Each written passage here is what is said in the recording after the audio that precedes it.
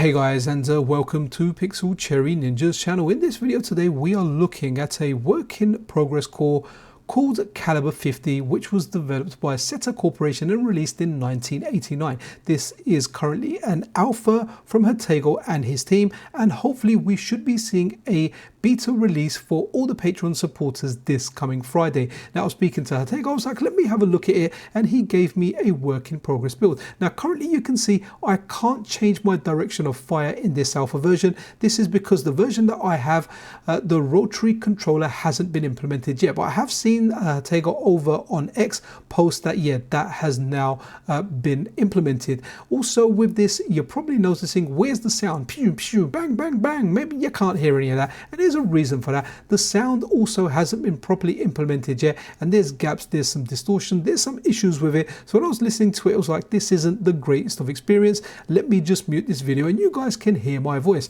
Now there you go. So your mounts in here, or your mount, shall I call it a mount of vehicles that you can get into. So when we play something like Akari Warriors or Guerrilla War, you could get into those tiny little tanks and go on and shoot in those vehicles.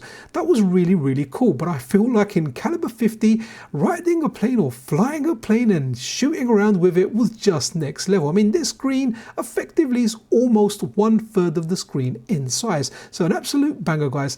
So when it comes to these arcade games, a lot of them are very, very special to me. This one's special because a friend of mine, so what used to happen back in the day, guys, was you'd have games, right? So a friend of yours would, so let's say for example you had your arcade. In your era you had the big arcade, then you had like the 2 or 3 smaller ones. They were around everywhere, especially around 1989. Everywhere you went had arcade machines, but then you'd have the convenience stores, the kebab shops, the chip shops, the minicab stations, pizza parlors, whatever you want to call them. There were like rogue random arcade machines everywhere. And I still remember there was a chip shop, and it was a chip shop around the Finsbury Park area, and a friend of mine, one of the guys I grew up with, in fact me and him were actually born on the same day, in the same hospital, man, and we grew up like just as best friends. And yeah, this guy here, Paul, he was like, yo, Pixel, there is, well, I was called Z then, not Pixel, but Z, guess what? There's this new game, it's called Calibre 50. It's wicked. So we went down, and that's what we used to do. We used to take a walk to these venues to have a look at the new arcade games. And this one in here just grabbed us straight away. Now back then we never used continues. That was quite a general rule in the arcade. And the reason you never continued in the arcade is because the game is easiest near the beginning. Now, if you die at a certain part and you continue, you are continuing in the hardest part. It meant if you got somewhere in 5 minutes and then you continue, that part where you died, you're probably going to die and maybe last a minute. So you kind of started the game again. We played this, we liked it, and it really, really is good. If you like games like Guerrilla War, Akari Warriors, Outzone, you know, the ones with the rotary stick, they were really, really good.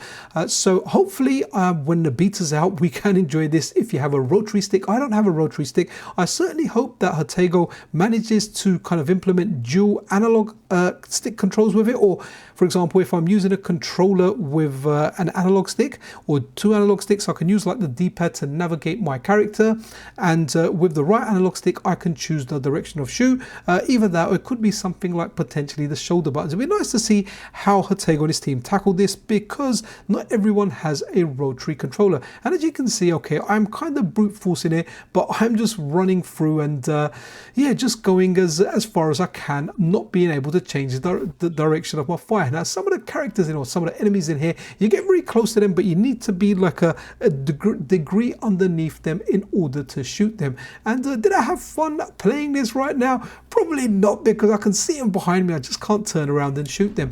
But guys, it's really, really important to see this, right? And this is why I'm showing you this, and this is why I guess Jotego agreed to share it with me. It's important to see what developers go through, the steps that they take when they first start reverse engineering stuff, when they first start implementing it in FPGA, what we get. And this is what we get, guys. These are the steps that they take. These are the calls. This is what they're doing when they're testing, they're debugging, and eventually we get a fully completed core. And this is the case in most cases. So absolutely awesome with this. Let me kind of skip this video a bit, because there's a bit that comes up with so cool.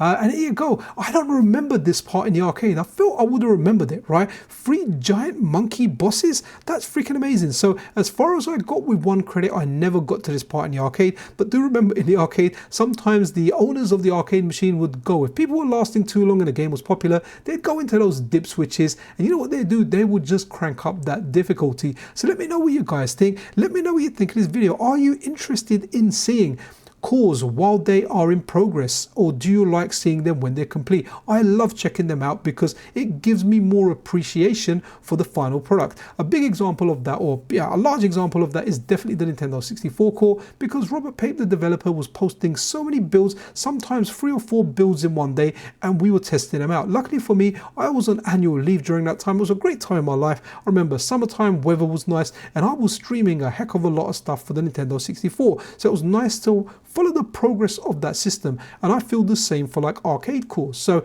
absolutely amazing. Keep an eye on Jotego's socials, but usually Jotego releases cores as betas first, and they get tested more, and once they're stable enough, they go out to the masses as public releases. So if you do want to support Jotego's efforts, I can tell you that he has 3 full-time members of staff that work on cores, and Caliber 50 is one of the ones that's nearing completion. Massive shout out to Scottish77 as well, because he is helping Jotego with this, and this is why we are getting what we are getting.